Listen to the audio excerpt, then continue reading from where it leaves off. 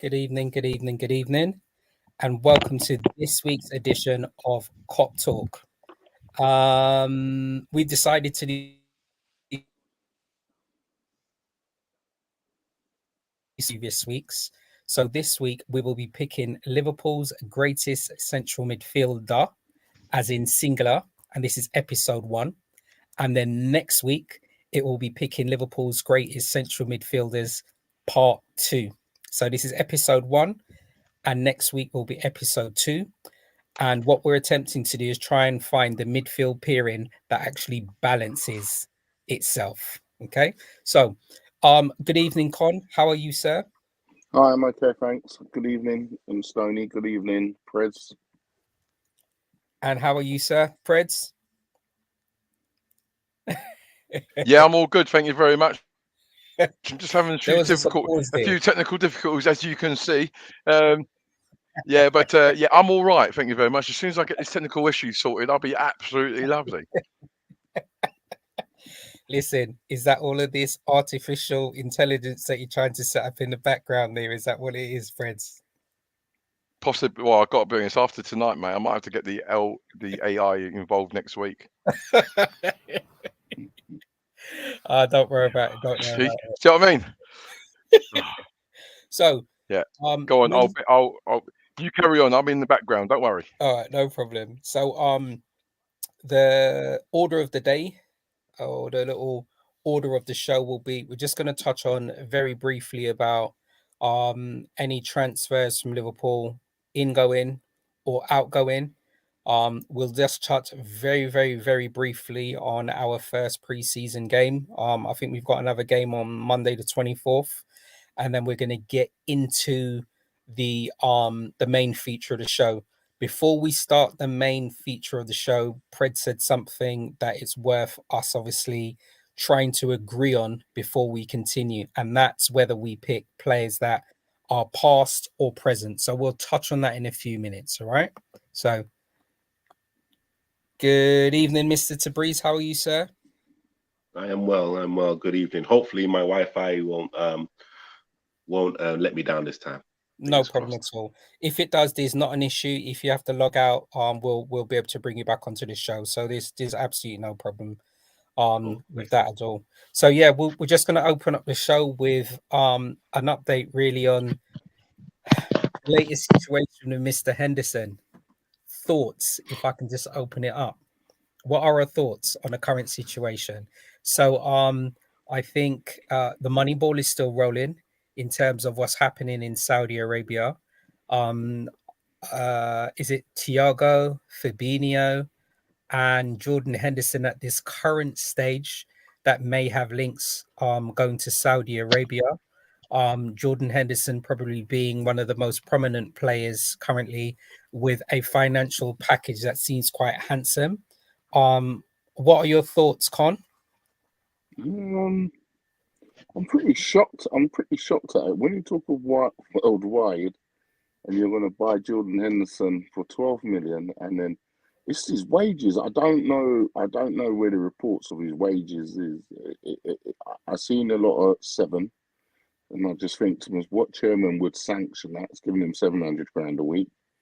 I know the money's tax free, or is it 300 grand a week? But either, I just think to myself, I personally think the Saudis are just doing it as a bit of a laugh, just because he was a former England captain. All of like the World Cup went on last year, and I think the Saudis got enough money to just make a statement, because him going there, he's the only, like, currently he's in the England team. To go over there, it's a bit of how could I say, like a slap in the face to the FA, really. You know, that England current players going over there, which is I think it's great business for Liverpool, but in the other sense is once other clubs know that Jordan Henderson's gone for that, even though it's 12 million, and then they're thinking, but I think they're just gonna, when Liverpool want to go for a player, they're just gonna think, well, Liverpool's got more money now, so we'll add on a little bit extra. But it is what it is, isn't it? I mean, as I don't many Liverpool players will say, he's done a great job at Liverpool. He's won everything he has. He needs a new. He just needs a new test for himself, and I think it's great all around for all parties, really. Yeah, good insight there. Thoughts, Preds? You got any thoughts on the current situation with Jordan Henderson? Look, end of the day, footballers have got a very short shelf life, and if it's a situation where he's going to triple his wages in the twilight of his career, then he'll be pretty. It'll be pretty unwise of him not to actually consider it. As of the first English player, will he be the first English player to go over there? No, the first in the England team. Yeah, the current England team.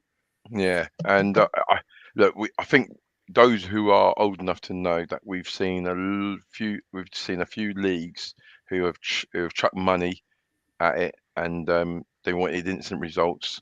Whether they get that in Saudi, I don't know. But in regards to Henderson, look, I think if personal terms have been agreed, and all it was the transfer to be agreed, then I think he's pretty much made his mind up. So if he's made his mind up, it's going to be, again, thank you very much for your service, fantastic servant to the club, captain of the club, but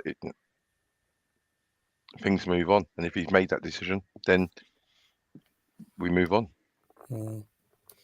Definitely. And what are your thoughts on it, Tabrice? Do you have any thoughts on the current situation?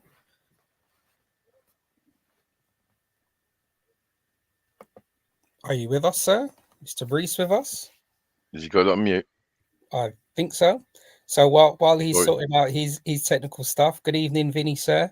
I think Vinny said in his comments, he knew his first team chances were limited, and most probably that he's played his last major international tournament. Yeah, that's true. Definitely. I mean, the amount of rumours out there about us going out for midfielders. He's seen Sabotsai come in. He's seen McAllister come in.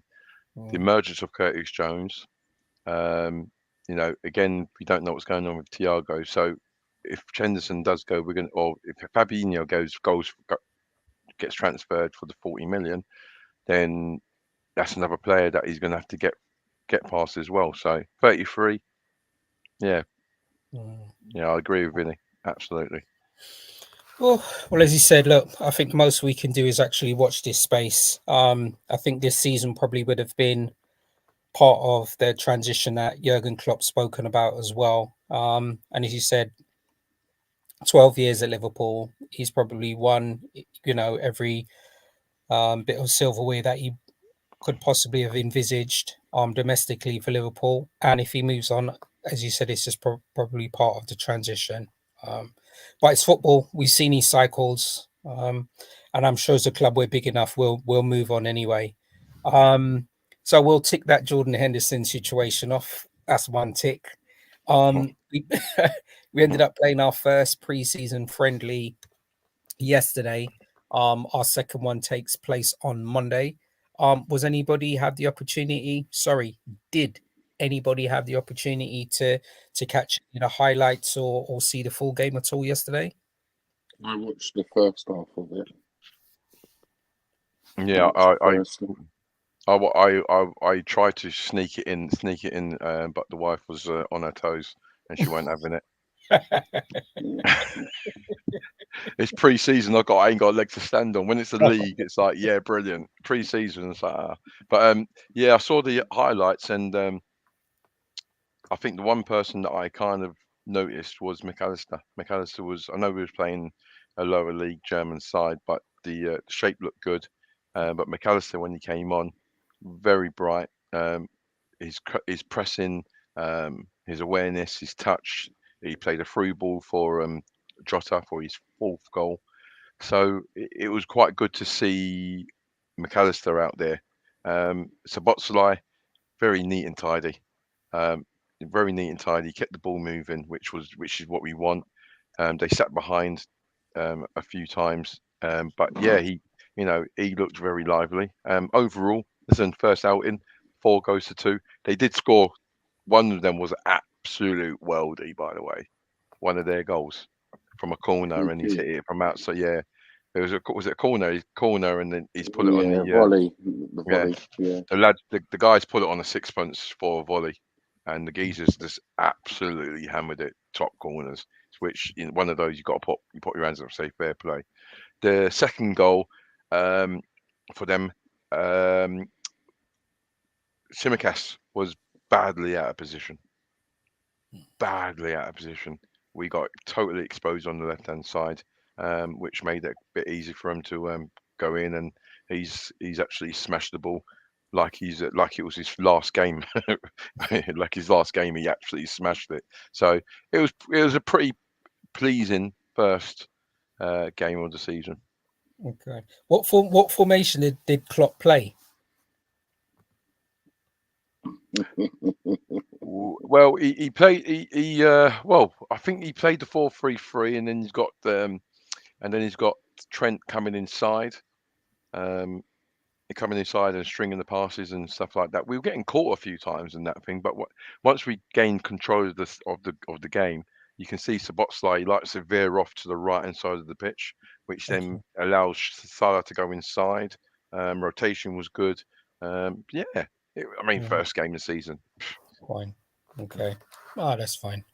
That's fine. Anybody else have an opportunity to see it? Con or Tabriz? Did you manage to catch any of the highlights at all? I watched it, but it was very hard to say in that first half. I mean, it was a case of more fitness and everything, and would that wouldn't have been Liverpool's starting 11 if it was just to give everyone a run out. So it's first game of the season. All right, we won, but even if Liverpool lost, I just don't think it was anything. It was just give everyone a run out, really. That's fine. That's fine. And there was some positive things going on there, but I wouldn't read too much into it, really. Oh, that's fine. The only concern I sort of had is, like, I know it's going to sound a bit harsh. When we had Diaz, when he first came to Liverpool, he was a breath of fresh air. I appreciate he's been injured for a long time. It might take him 10 or 15 games to up and running, but I mean, I think he's going to have to do a little bit more to warranty a start, you know. I mean, not being sentimental, but I think that, I think he needs. There's even talk that one of the teams wanted him, didn't they? On one of the Arab Saudi teams, Saudi teams. But we just don't know if that's paper talk or his agent pushing out something out there. We just don't know, really. There's so much rumours, you just don't know where the real source is coming through, where it's coming from, actually. So, yeah. Okay. All right. No, that's fine. All right. So we're going to move on to the main part of the show. Picking Liverpool's greatest central midfielders, episode 1. So my thoughts before we move on with the show, gents, is I'm going to see if I can present our current team. All right, because I think at the end of the last show, Preds made a really valid point. If we're looking at picking the greatest Liverpool team, should we be including players that are currently playing? All right, so we'll have a little discussion about that, and then if we have to make a slight adjustments to how we progress with this week's show and the other episodes, then we'll do that. I'm just gonna see if I can present my screen. I'm just gonna do a share at the moment. Let's see if I can share this. Okay. Oh, hello. Look at that. Look at you. Check you out. Just trying a little something. I had it looking a little bit differently, but it wasn't coming to show. So at the moment, we've got Ray Clements in goal. Is that correct? Yeah. Mm-hmm. Yeah. Right. We have Phil Neal at right back. Yep. We've got Mark Lawrenson and Alan Hansen at centre back. Yep. Mm-hmm. Yep. Andy Robinson at left back. Mo Salah on the right hand side. John Barnes on the left. Is that correct? Correct. All right. So players currently playing Andy Robinson and Mo Salah. So my question is, moving forward, are we going to be looking at players that are currently playing or players that no longer play for Liverpool? And if that's the case before we move forward, does that mean that Mo Salah gets removed and Andy Robinson gets removed? And then at some stage we revisit the left back position and the right midfield position. What are your thoughts, gentlemen? Well, look, I think the team's kind of set there at the moment, and it's just got. If we're going to go forward, will we be able to pick current players? I think at the moment, I think there's going to be too much stuff going on, especially when it's coming closer to the season, to go and revisit the left back and the right midfield. In my opinion, I think going forward, then possibly. But I'm actually looking at it, and when you see it, a visual kind of thing of it, I'm trying to think. I don't think there's going to be many current players who's going to fit. Yeah, exactly. That's what I was thinking. And I agree. And you know, Pred, I'm so I'm so thankful for you being quite honest and quite transparent about the way that each week was actually moving forward. Hence the reason why I thought, as you said, if we can get a visual and we can look at it, at least then we know once we're doing the central midfield partnerships and the forwards.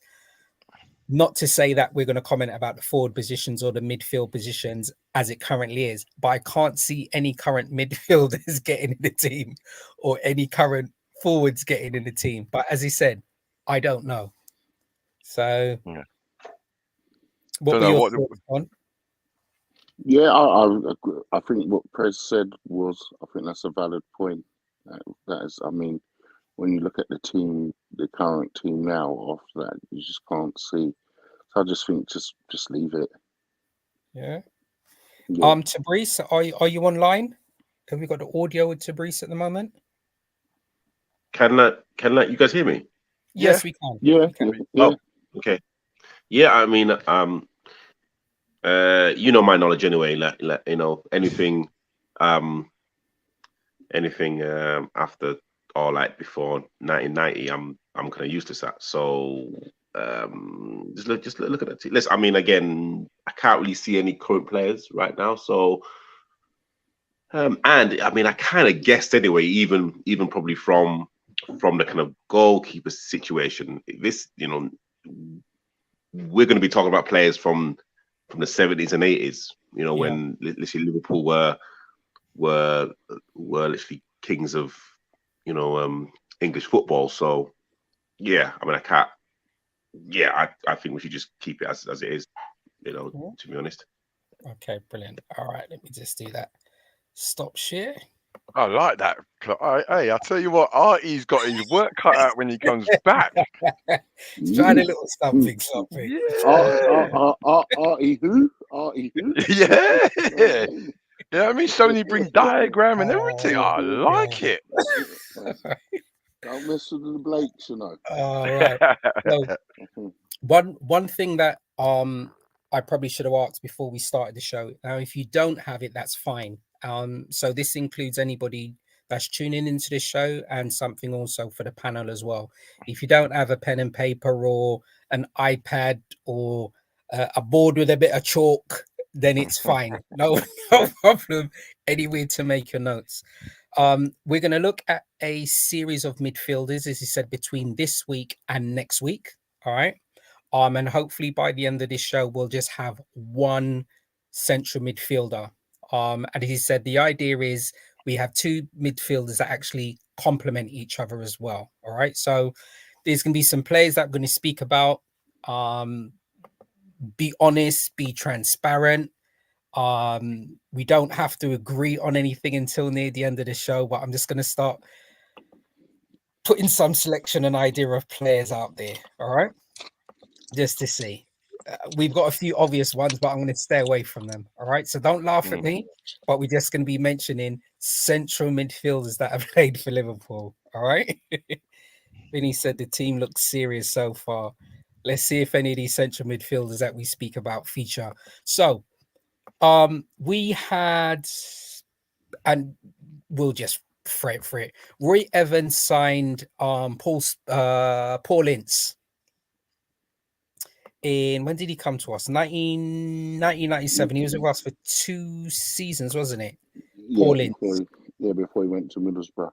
Yeah, perfect. Before he went to Middlesbrough. So, Paul Ince, does he feature?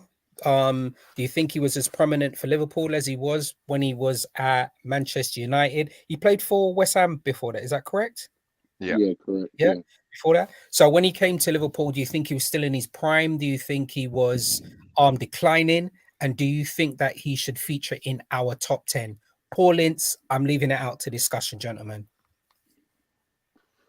I'm not going to say nothing because, wow, can't believe Paul Ince is even in this conversation. So I don't know what to say. So I'm not going to say nothing. So that's exactly what I'm saying. He done a good job for Liverpool, but I just don't think it was. Maybe sometimes if it was Paul Ince and Roy Keane, that sort of combination, then you could see the better of Paul Ince. When he come to Liverpool, maybe he just didn't have another central midfielder with his understanding, and I don't think he was. He was okay, but he weren't. Out of 10, I would give him a 6 or 6.5. When he was at Man United, you would say he was a 8.5. So that's my thing of Paul Ince. Okay, and Tabrice's silence has been respected, so that's clear that he doesn't feature at all, which is fine and which is valid, and we completely appreciate that. Preds, what were your thoughts? And remember, the main thing I'm just going to be mentioning midfielders, all right? So we don't. What were your thoughts, Paul Ince?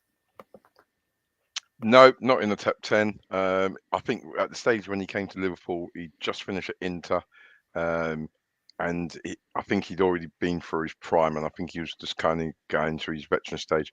I think he was bought necessarily to kind of protect Jamie Redknapp, Stevie Gerrard, and obviously again be a role model for those sort of players. Look, he put on a Liverpool shirt. Was it a great signing? I thought so at the time, but then time went on. He didn't really kind of recreate the performances that he'd done for Man United. So great attitude, loved his enthusiasm and his hunger to win as well. But yeah, it wouldn't be in my top 10. Perfect.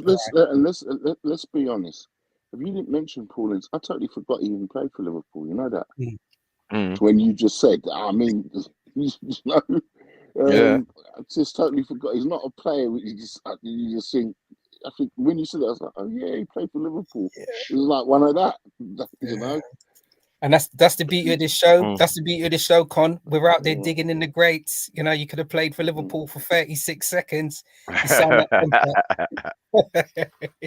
he was like he was one of the head honchos of the Spice Boys, weren't they?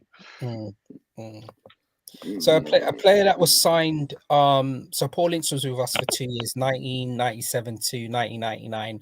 A player that was signed for us on a free by Gerard Houllier at the age of 36. Now, correct me on this, gents. I may have got this incorrect. All right. Gary McAllister. When we signed Gary McAllister, was he central midfielder or was he more of a forward? Centre midfielder. Always. Leeds, he played for Leeds, Motherwell, centre midfielder, Coventry, centre midfielder. Always a centre midfielder. Yeah, so about Gary Mack? He had a massive influence when he came to us and he played for us. would he feature in our? Would he feature as part of our central midfield pairing? What are your thoughts on Gary Mack? Mr. T, you want to go first? Okay, well, I mean, again, Gary, McAllister is probably one of my secret loves, especially at Leeds. I literally met him and Eric him and Eric Cantona, so that's a bit of a claim to fame. Nice. Huge influence when he kind of came to Liverpool. I think a lot of us, well, no, actually, let me just speak for myself.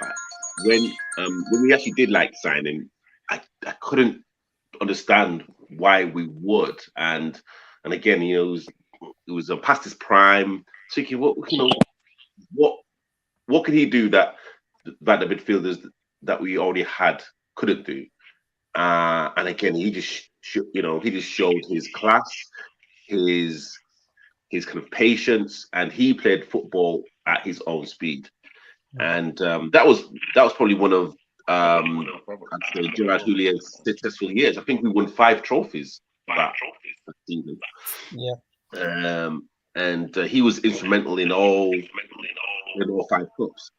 And I can imagine. Well, I mean, I think it's proved now with Gerard now going into management that Gary, like McAllister, is part of his backroom staff. So like, it just proves how like vital Gary was to even Gerrard's career. Would I put him in the 2? No, but like he was, I think in terms of influence, if we like just talking about influence, then yeah, he will like definitely be in my top 5 midfielders. But like in terms of ability and kind of playing, for Liverpool in our best years, no. Fine. Okay. Anybody else? Any other thoughts on Gary Mack? Are we possibly in agreement that he had a good influence playing for us, but he's not in our top 10. He's not in the conversation. Is that right? Yeah. I'm kind of like to Brees in regards to a secret kind. I enjoyed how he played. He was 2 or 3 seconds and 5 yards ahead of most players in the head in regards to football intelligence. He was a good set piece taker, which I think didn't he make 4 out of 5 assists for the cup final, the European Cup final. But he was involved heavily, and I think he was involved heavily behind the scenes as well. So yeah, I think he came in at a good time. Gerard Houllier was very shrewd when he brought him in. A few eyebrows were raised, but I think Gary McAllister kind of proved people wrong in the short time he was there. Would he be as part of the 2 in the pairing? No. Okay, brilliant. That's fine. So thanks Gary Mack for being a wonderful servant for Liverpool. But we move on from there. This was another player actually played for us for 10 years actually. And this is a strange one. I've included this central midfielder in here. All right. I'm taking a sigh here. Technically, yeah, I enjoyed watching this player, but injury-wise, I don't think we were ever able to see the best of this player. Okay, so yeah, we signed him in 1991, and he left us in 2001. Go ahead, who is that one? Jamie Redknapp. That's correct, Jamie Redknapp.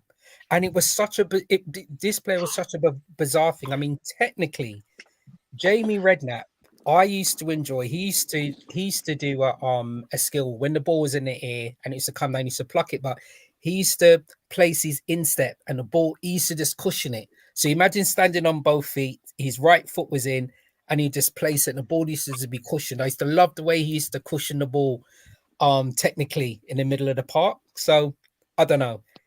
Whether he meets our top 10 or not, he was still a midfield player that played for Liverpool. Jamie Redknapp, discuss, gents. That silence. Mr. T, do you want to go first? That silence. Mr. T, do you want to go first? So Mr. T, what I used to love about Jamie Redknapp, and I used to practice this all of the time. He used to hit the ball with his laces. So literally he would hit it really flat, and I remember just practicing, just kind of hitting the ball flat and with like no curl or no spin. And again, he could hit a ball when he kind of wanted to, and exactly what Stoney was saying, injuries and really just hampered his career.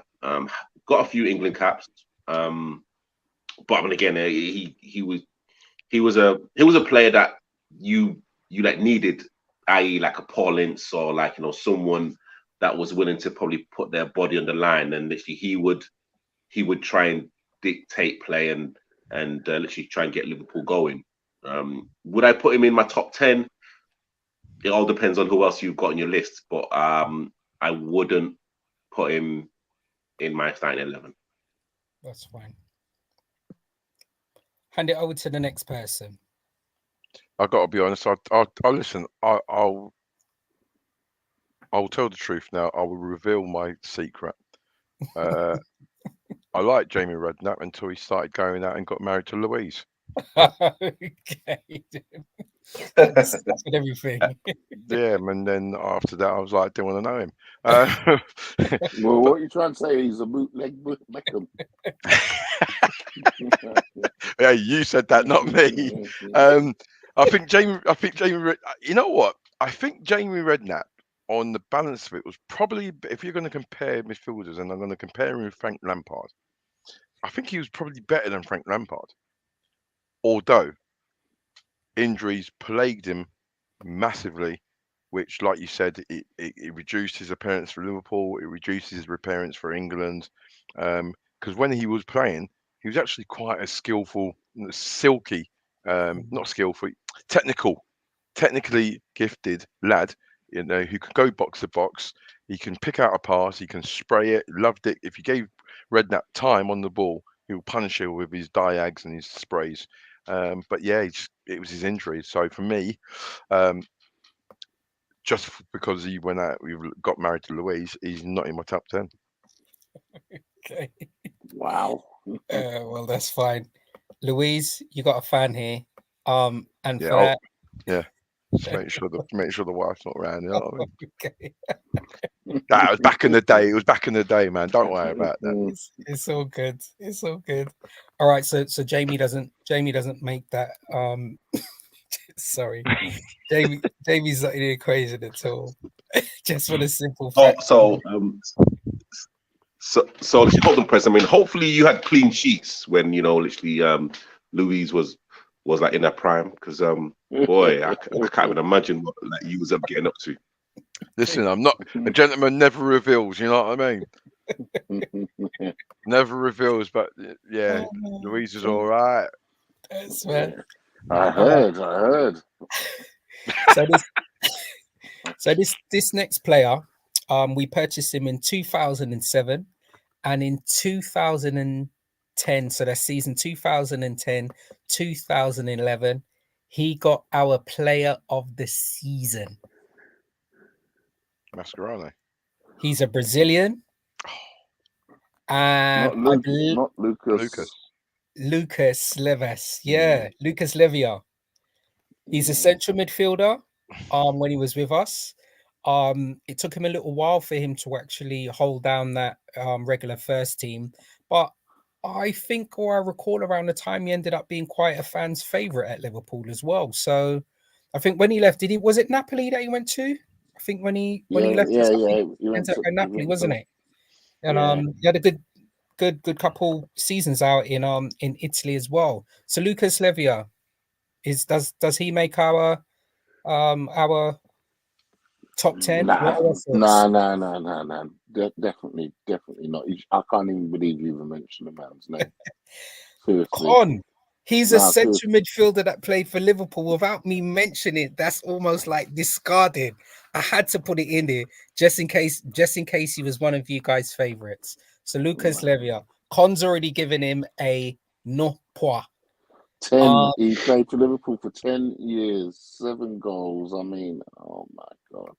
He got better as he got older, probably the last season when he left.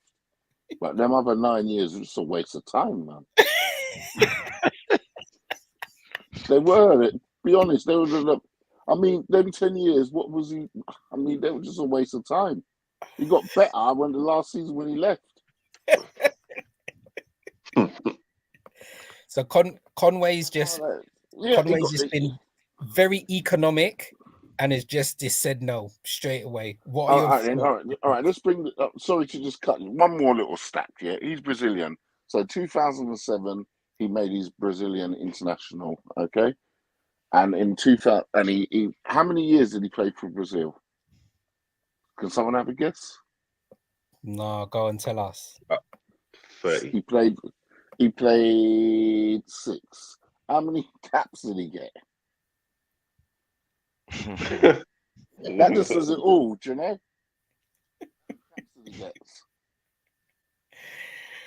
Okay, then. He's not in the conversation. He got 24 caps. So technically, it's like he played for Brazil 4 times a More year. than Come on, man. Yeah. 4 times. It's like he played 4 times a year in 6 years and got his 24 caps. Come on, that just says it all. All right. So Con's already said that he's not in his top 10. To Brees or Brett.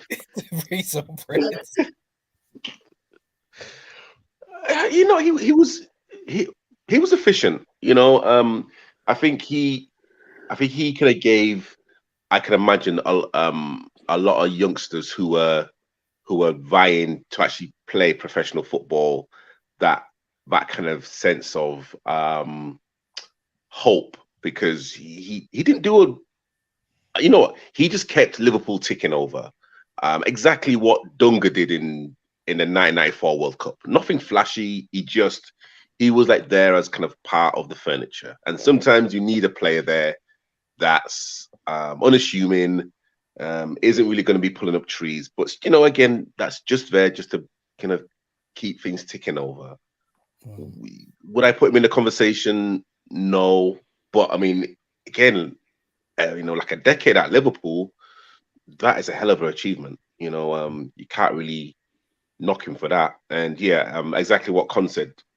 You know, in his kind of final couple of seasons or a couple of years, that's probably when, quote unquote, the shackles came off, and you know, we actually saw what a player that we were probably missing out in the previous 8 years. But no, he's, you know, again, efficient, and you know, anyone that can last for like 10 years at an elite club like Liverpool, you have to salute them. I mean, here's another thing about it. There's a game where he played against Fulham. Liverpool fans booed him. I can't just tell you, Liverpool fans don't boo their players, you know. Boo their players, you know. Anyway, sorry, I'm trusting him. I remember Lucas. Remember Lucas scoring the equaliser for Liverpool when we was playing the FA Cup game against Havant and Waterlooville. Yeah. And he scored the equaliser. And when he came to Liverpool, he came through. It was insiders, people in football thought he was a huge potential, because he was a different type of Brazilian player that had been created. He was more of a holding one. He was box to box, and when he was actually in the under-20s and under-21s, like, people really did think that he was going to be top man, and that's why it was a bit of a coup that Liverpool got him. But when he came to Liverpool, it took a long time for him to settle. And like you said, like Con said, one of the real bad times of his career must have been when he got booed off. And like Con said, Liverpool supporters, I've never ever seen or heard Liverpool supporters boo a player. So, you know, and I can remember it those days. He was just he was just loose and he was clumsy. He gave away a penalty against Everton many years ago, I remember. Cut a long story short. No, it's not cutting it. Okay, so we'll mark Lucas Levior off the list here as well. All right. So this is another player that played for us for 7 seasons, 170 caps. He was actually quite influential under Gerard Houllier. Who were you going to say, Con? He played 10 years. He was at Liverpool. 10 no, years. this next player. Sorry. No problem. Yeah, move away from Lucas, mate. Come on, we already know what you think of him. We're going to move away from Lucas. So yeah, this next player also played in a series of positions as well. Midfield, played for us for 7 seasons, signed in 1997 until 2004. I think when he left, he ended up going to Fulham. I know you actually mentioned Fulham about being booed there. Important component for Gerard Houllier. I believe he was born in Chester. I can be completely incorrect. Danny Murphy. Danny Murphy. Is he in the conversation? Danny Murphy. No. I'm hearing chuckles here. No, but he was like a poor man's Paul Scholes. Wow. If you're going to order, how he was. if you're going to order Paul Scholes from Wish, that's who you're going to get. Yeah, I mean, he done all right. He done all right at Liverpool. To be fair, I mean, when he was at Crewe, he had a bit of a reputation. Well, Crewe were getting some good players coming through, and Liverpool took a punt on him. And he done. Do you know something? To be fair to him, I think he maybe left Liverpool maybe a year or two too early. You know, really. I mean, I think I think he done all right for what he done. I mean, like he was in that great that 2001 side when Liverpool won all them trophies and everything. He was part of it, you know. And didn't he when he ended up going Fulham? Wasn't he part of the Fulham side that got? He went to Charlton. He went Charlton first. Charlton, right, and then Fulham afterwards. No, he went. He went to Crewe on loan. Then he went Charlton. Then he went Tottenham. See, we forgot he went Tottenham. Yes. Oh yeah, he went Tottenham, is he? Yeah. Then he went to Fulham, and then ended his career at Blackburn. I forgot he went to Tottenham. This could Well, I mean, I think people kind of forget Tottenham anyway. So, and I mean, like as a midfielder as well, at that sort of time, it wasn't really fashionable. What was he, 5'9"? It wasn't very fashionable to have a midfielder of that small stature, you know. So I think he done all right, you know. He's had a okay career, hasn't he? But was it good enough to be part of picking Liverpool's greatest central midfielders? Is he in the conversation? No. Okay. Love him. Always love him for his wonderful free kick. Amazing free kick against Manchester United. Yeah, man. Yeah, that was absolutely amazing. And some of the ball, like I think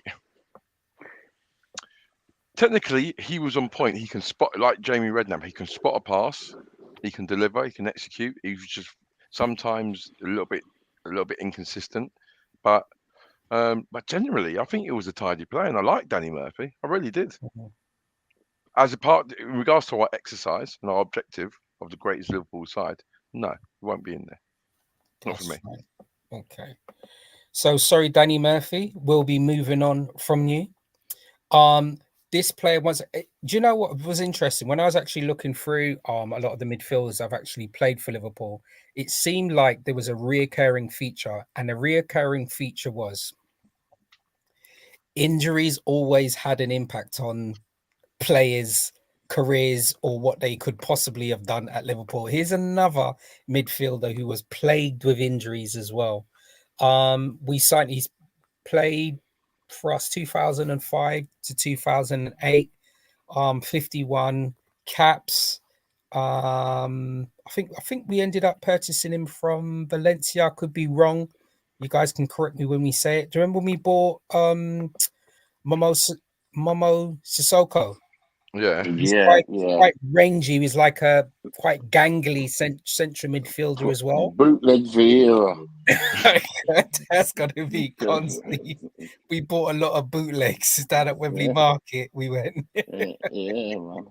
I mean, do you know something? When he started at Liverpool, when he first come to Liverpool, I was thinking, right, this guy could play. And then I think he got injured, and when he come back, he weren't really the same player. But when he started, I was like, yeah, this guy looks promising. Yeah. So, but what did he fall off, or he just, as you said, injuries has prevented him doing? I think he got injured. I think he had an injury. He might have been out for 2 or 3 months, but he weren't the same sort of player, and he just got moved on. I'm not saying nothing because I think we just got to move on. I mean, he was okay, but nothing in the conversation. He shouldn't be in the conversation. All right, I'm going to mention another 4 midfielders. All right, and it is literally, they're not part of my top 10. So when I mention them, it can just be either a straight yes or a straight no. Okay, so we can move on and we can start getting to the real nuts and crux of some of these other midfielders. Okay, Nuri Suhan. Yes or no? No. Don't even know who that is.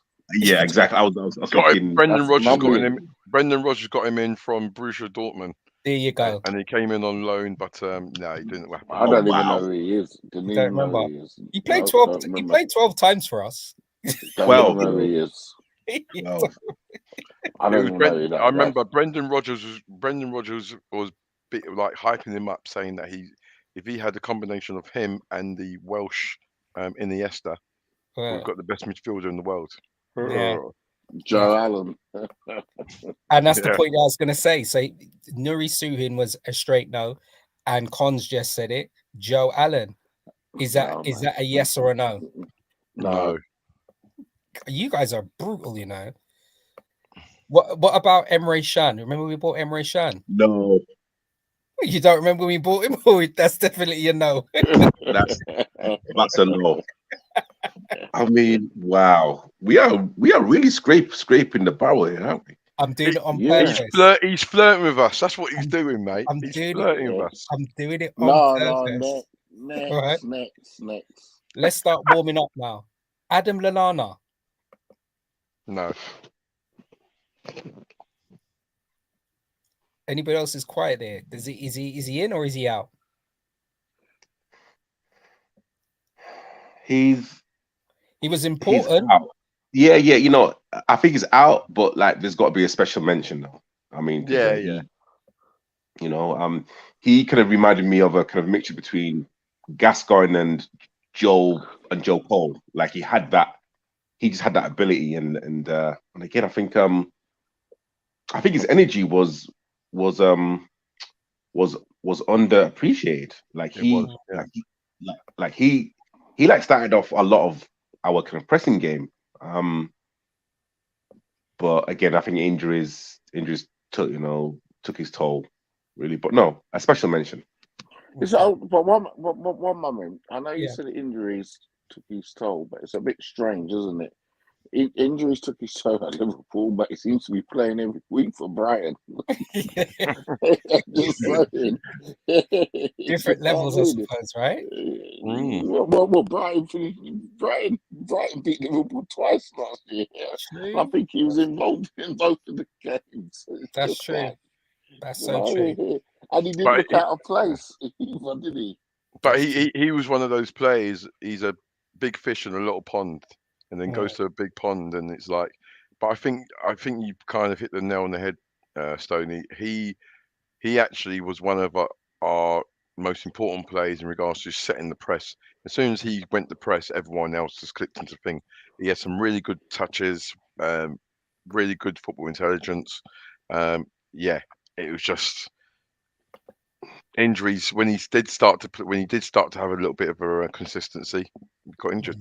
All right, so he's not in the equation. Well, yeah, he's there. We just put a little mark underneath him. So another player, and this is a straight yes or no. It was signed by our Sir Kenny Dalglish, Mr. Charlie Adam. Do you remember when he No. Why someone's laughing in the background? No. I mean, he was a central. No. I'm not even looking at you, bruv. I'm not even looking at you. Just think about it, right? Charlie Adams was like a desperate signing. He was like Blackpool, wasn't he? Yeah, he was. I mean, Liverpool bought him, which that was just like scrape. I mean, he's earning all that money, couldn't even sort his teeth out. Teeth missing. Come on, man. Why? Nothing wrong with teeth missing, by the way. It shows character that you shows that you've been through a war and got a bit of journey. No, not that. It's just like he's earning the money. Come on, man. He's the teeth missing and No, bro. Listen, before the game he had full mouth of teeth. During the game, they took it out. Yeah, he had full. Yeah, you're right. But you know what? To be fair, when he was at Blackpool, like he was scoring goals and he was assisting, and it was like, raw, like okay. Yeah, but he was at Blackpool, wasn't it? That says it all. It was a big difference. How many seasons was he at Liverpool for? Charlie Adam. 2, isn't it? Yeah, I'll say 2. Bought him in 2011, didn't we? I don't know. Whoever's tuning into the show, come on, jump on your AI, your Chat GPT, or whatever it is, and update us. All right, so I'm gonna start getting a little bit serious now. So we just had a little feature of I was actually digging quite deep into the crates of players that have actually played for Liverpool. I'm going to continue with some, but remember, I'm going to be saving a lot more until next week. All right, so let's start getting down to the nitty gritty here. Okay, we have, and this is another player that I wanted us to think about as well. Current player. What does Fabinho look like for us? Is he in the conversation? Current central midfield player for us. Is Fabinho in the conversation? No, not mine. Prez is thinking quite hard. All now these players are going to be with serious conversations now. I would say Fabinho, good servant. He for when we was on point and when we was getting the trophies, he fitted in very, very nicely. And then obviously he didn't have the greatest of seasons last season. It's not all about him. The whole team didn't have a great season last year. If we're talking about the greatest Liverpool midfield of all time, I would say he wouldn't feature for me as one of the spots for that. That's fine. Tabrice, what were your thoughts? Same as Prez, really. Definitely gets a special mention. Yes, he had one bad season, like I'd say most of the Liverpool squad, but you can't really put him into that category really of as the greatest Liverpool midfielders. Okay, Con? No, it doesn't for me. That's fine. Okay, so Genie Wijnaldum. No, you know what? You know when you said you were starting to warm up. I'm going to start warming up. I'm going to start warming up now. Genie Wijnaldum. Let's discuss. Panel. For me, tricky one, yeah, go on. Sorry, Therese, you go. No, you're not Prez. Go on. You go first. All right. I'll go. I'll go then, Con. All right. Genie is an unsung hero. He done a work that people did not see, did not realize, and only people woke up. People got woke by how quality Genie was when he scored the goal against Barcelona. He came on and he scored a couple of goals before then. But people started, the fast Liverpool supporters that I was having arguments with, yeah, they saw the impact of Gini Wijnaldum's departure. And I think it's only now where we're starting to, I don't think we've replaced him yet. Unless McAllister comes through and he does really, really well, I really don't think we failed to replace Gini. Gini done amazing work for us, and I'm going to put it out there. I love Gini, and listen, he would be in there running for me. Okay, Fabrice. Have to agree with everything that Press said. He had the running power. He had the presence. He was ever present, and he kind of typified exactly what I'd say a midfielder engine is supposed to do. Even like when we got him at Newcastle, I was a little bit hesitant. I'm like, I didn't really understand what we were getting until he came to Liverpool, and I still think he was underappreciated. Probably until he started to play for Holland, where people saw him score goals. Okay, so he can actually score goals. I think sometimes players play a particular role because literally that's what they're there to do, and it just shows how good he was, that he could play such a defensive and very combative role for Liverpool, but for the Netherlands, almost like a number 10 and literally score important goals and literally score worldies as well. So yeah, tricky. That's a tricky one. But that's a tricky one for me. Okay, we're gonna start warming up. Con, any thoughts on Gini? Just like Jabri said, when Liverpool first bought him from Newcastle, I think, what are we buying this guy for? But he just grew on me. I mean, like, he sometimes done the work of two man. It was a joy to watch. Would the question you're asking, would he get in the top 2 for me? No. Would he make the top 10? Yes. Okay, fine. Oh, So, Con, you've articulated that so well. And now I'm like, don't worry, because all we're gonna do at the end of the show, we're gonna have the few players that we have got a plus points. So at the moment, Gini, there's a nice conversation with Gini at the moment, yeah. Yeah, because you know what, Gini could play the number 4. Gini could play the number 8. Gini could play the number 6. Gini can play the number 10. Gini could he's in there. Yeah, he's in there. Thiago. No. Let me just put my mic on silent, Carl. Like, I don't want to speak. I don't want to speak about this. Discuss. Before he came to Liverpool, I thought, well, you know what? He was the player that I've been calling out for. I understood that our success came in our midfield with 3 workman-like midfielders. All right, and obviously with Gini, he had a sprinkle of quality as well. When Thiago came in, I'm like, yeah, this is where we want. It was just bang, bang, bang, bang, and there were times when we just needed to assume control, pass the ball a little bit, manipulate it. It didn't quite happen that way when he since his arrival.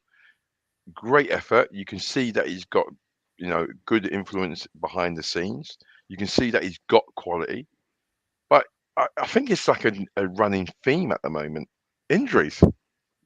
I don't even think injuries. I mean, the formation Liverpool play 3 midfielders. I think we need 3 box-to-box players, and I just don't think he's got the legs for it. His tackling is actually woeful. Every tackle is nearly a yellow card or something like that. I just think that the formation Liverpool play, and I think you need 3 hard-working people in there with legs. So I'm not saying he's lazy, but I just don't think he's up to it, the box to box, and he hasn't got the legs for it. And I just think, no. I think we need to get rid of him quickly. I think he's on 200 grand a week, even if we even take a tenner for him, get him go to Saudi now.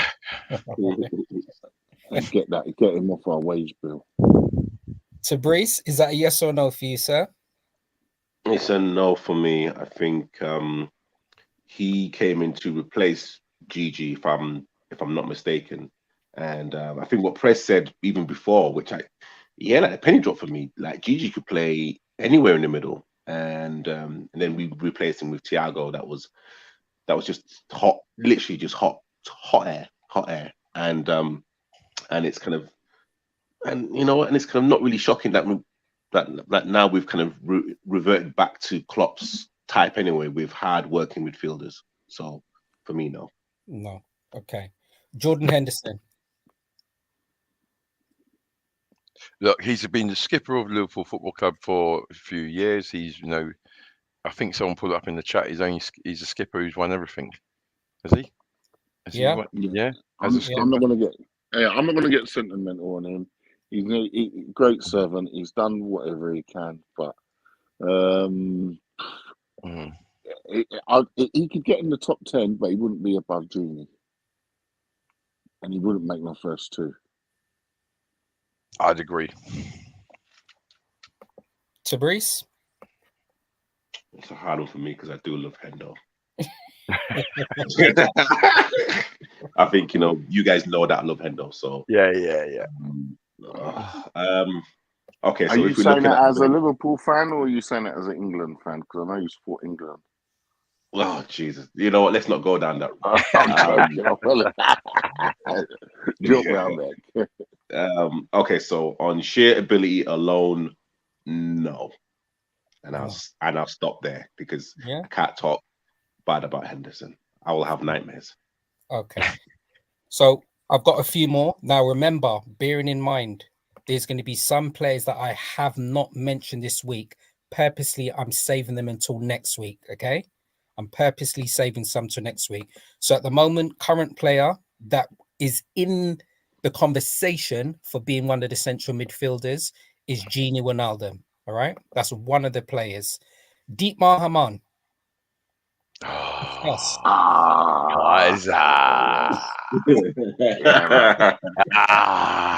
Now you're talking, geezer.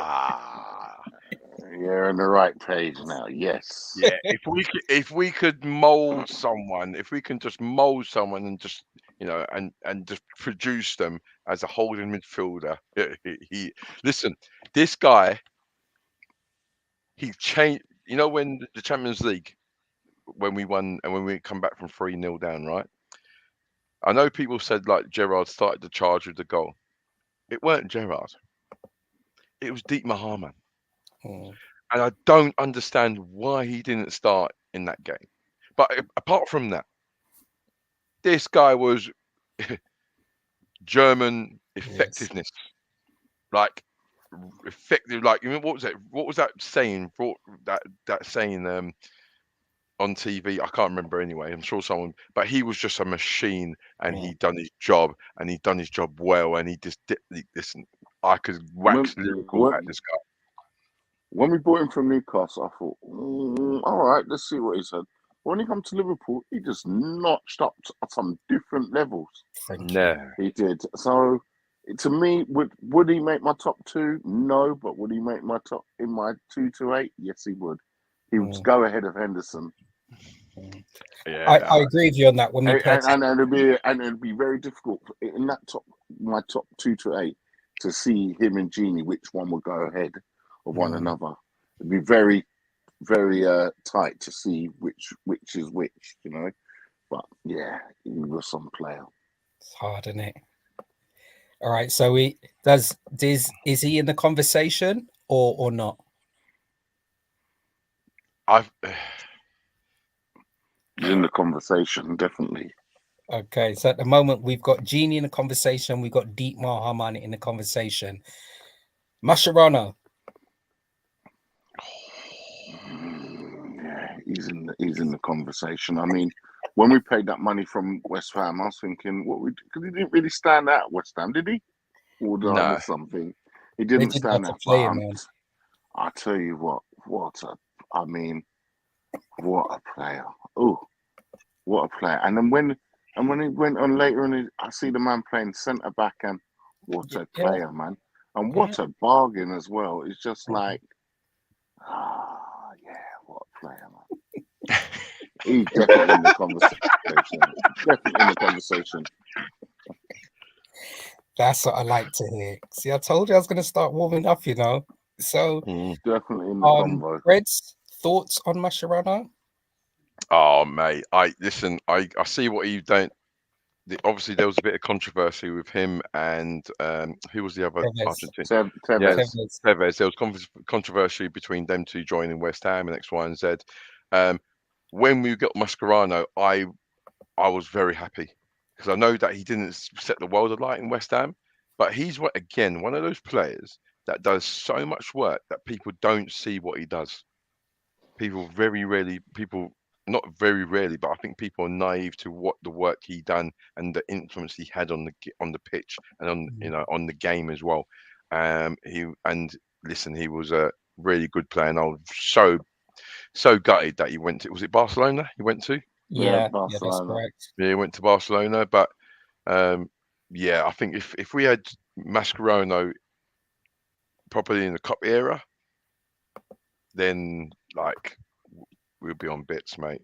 If we had Dietmar Hartmann in the cup era, we'll be doing bits. You know, so yeah, I like him, man. Will he be in the conversation? Yes. Okay, brilliant. Good evening, Bingy. Thanks very much for joining the show. And thanks to everybody else for obviously currently tuning into Cop Talk. Don't forget to like, share, and subscribe. Bingy, at this current stage, we are looking at attempting to pick Liverpool's greatest central midfielders. This is episode 1. Current players in the conversation are Gini Wijnaldum.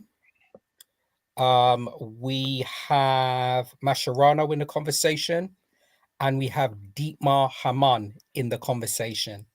Okay. We are going to look at 2 other players, and then we're going to decide on our first midfield greatest player for this episode. Okay. So next 2 players, one of my absolute favorite players, classy Spaniard, was brought to Liverpool by Rafa Benitez at the start of his tenure. Quickly established himself as one of the finest passing midfielders in the game, Mr. Xabi Alonso. There is a reason why Xabi Alonso is on the thumbnail for this week, gentlemen. He is one of my favorite Liverpool midfielders. Discuss, is he in the conversation? He's in the convo. He's definitely. You know, when you started talking about him, mate, my mouth started watering, bruv. I won't lie, my mouth started watering, and all of a sudden I've got these memories of things that he'd done, and it took a very long time for Liverpool Football Club to replace. Now, remember, we didn't think we was going to replace Mascherano, and then Xabi Alonso came along, took holding midfield player to a whole new stratosphere. It's going to be a difficult conversation, but he's definitely in the conversation. It's going to be a difficult one. Any other thoughts from the panel? Is Xabi Alonso in the conversation? He's in the conversation. Yeah, it's definitely the conversation. Yeah. Okay. I think Alonso made Gerrard play better. I think Gerrard went on to another level with Alonso there, and I had a conversation with someone from the Man United agenda about midfielders, and with Xabi Alonso especially, probably bar Gerrard, he gave me probably like the best feelings, like the most thrilling emotions that any player could actually give a human being, and just for that alone, he's got to be in the conversation. Okay, brilliant. All right, so I'm deciding whether I'm going to mention this last player or just hand it over to next week. I may well put it over to next week. It's just something I just want to throw out there and just a thought. Okay, if so, this is part 1.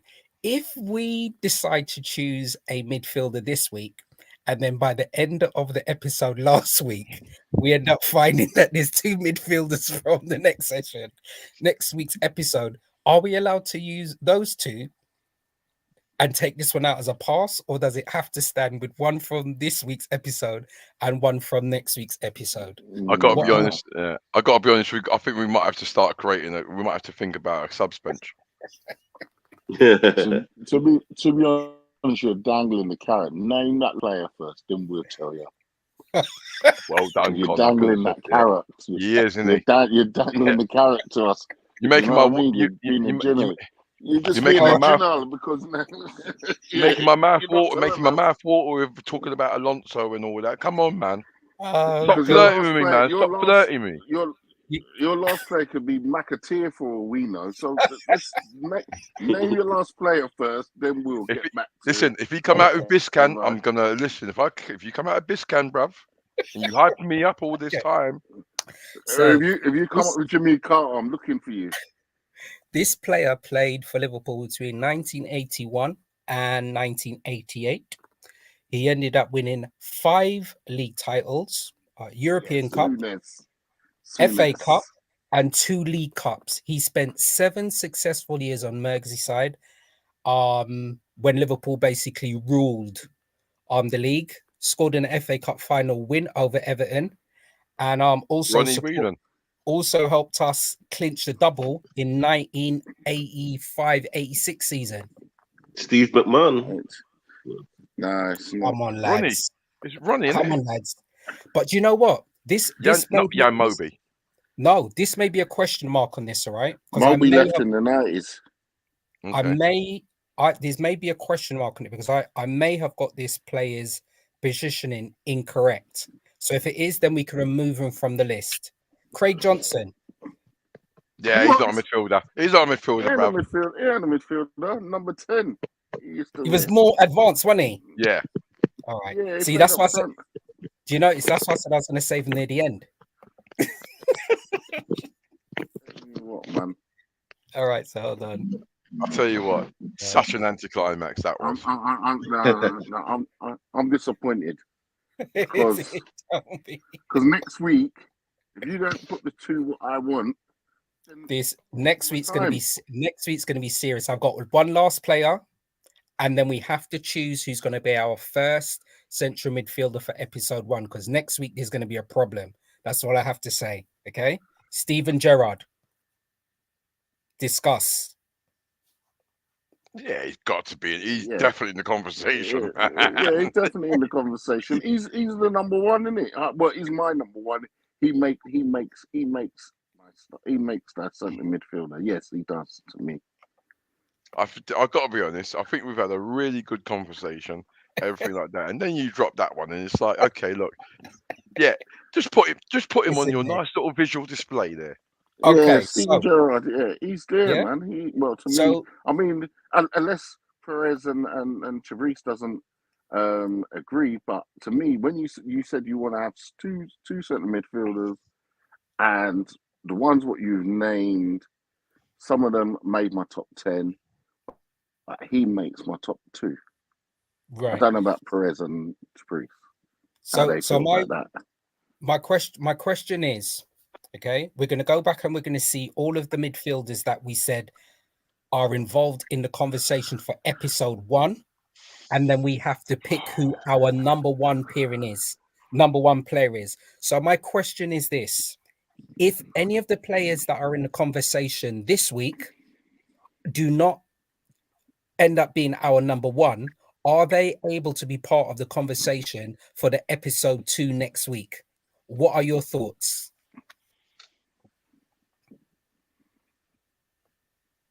Therese, come on, you're the visitor to London, so you go first.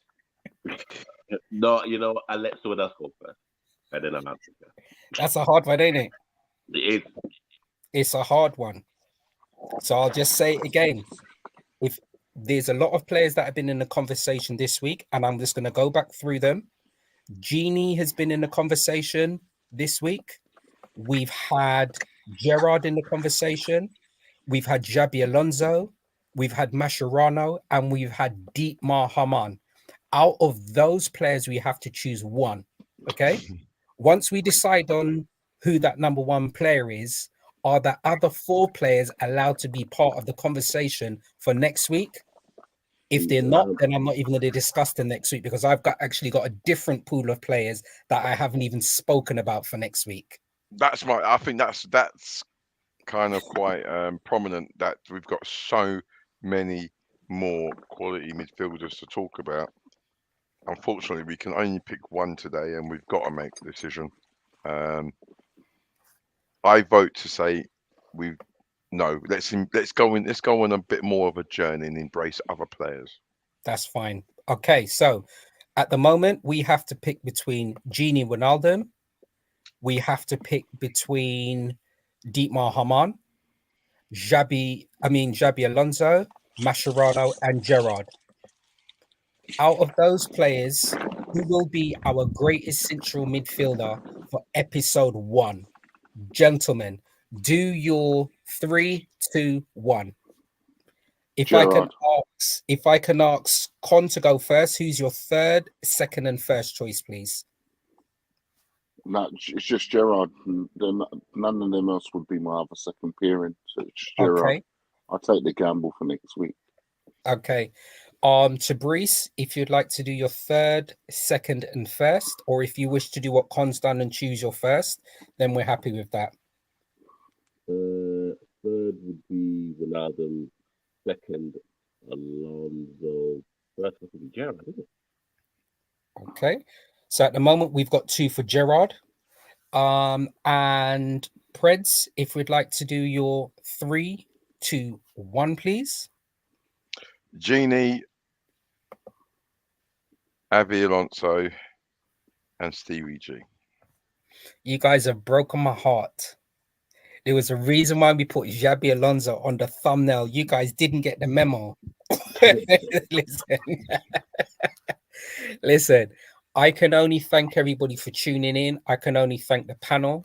Okay. So at the moment, our current Liverpool greatest team is Ray Clements in goal, Andy Robinson at left back, Phil Neal at right back. Our centre back pairings are Alan Hansen and Mark Lawrenson. Right midfield is Mo Salah, John Barnes on left midfield, and our first midfielder is Steven Gerrard. Okay. Next week's show will be looking at picking Liverpool's greatest central midfielders, and it's going to be episode 2. I will be providing a list of players that were not spoken about or discussed in this week's episode. All right.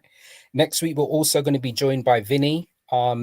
Vinny's actually been quite active, an amazing person who's always tuned into the show. So, Con, I can only thank you for providing me with Vinny's details. I've communicated with him, and he's going to join us as a guest and feature on a show for Cop Talk next week. It's something that the panel have always been quite vocal about, saying that we have a nice community of people that invest their time in watching Cop Talk. So it's important to actually bring them onto the show as well to hear their voice. So, Vinny, we look forward to seeing you next week. Preds, I can only thank you once again for joining the show, sir. In closing, is there anything you'd like to say about this week's show? I got to be honest. Look, Stoney, your facilitation skills are absolutely amazing. You've got me on a kind of a journey today. You kind of like, you kind of gave these players, and then you gently just kept bubbling it up, and you got me to this point now where let's just start talking about the next midfield position right now. Let's do it. No, thank you very much for having me, and thank you for everyone watching. And please have be safe this weekend. Brilliant. So, Brees, thanks once again for tuning into the show. Obviously, look forward to seeing you being part of the panel and everything for next week. You got a closing word or comments for this week's episode? I love when we're talking about Mascherano. It sounds like he's underwater, isn't it? I was just about to say that, but that's fine. I think we got the gist. I think you said he loved us. Oh, brilliant. Con, thanks once again for tuning in this week as well. Okay. Have you got any parting words or parting comments as well for this week's show? No, thanks everyone else, and thanks for the hard work that you've done behind the scenes of getting those players, and yeah, I'm looking forward to next week. Brilliant. So we'd just like to thank Mr. B. I could only appreciate some of the support Mr. B's helping with this evening with StreamYard and setting up some little technical stuff. So deeply appreciate that, Mr. B. Don't forget you can tune in to the Takeaway Show. It's part of the FTB family, Man United Agenda. I don't mind saying it. So you can tune in and tune into Mr. B's show tomorrow. So in closing, thanks everybody once again for this week. We look forward to seeing you for next week, which is going to be episode 2 of picking Liverpool's greatest central midfielder.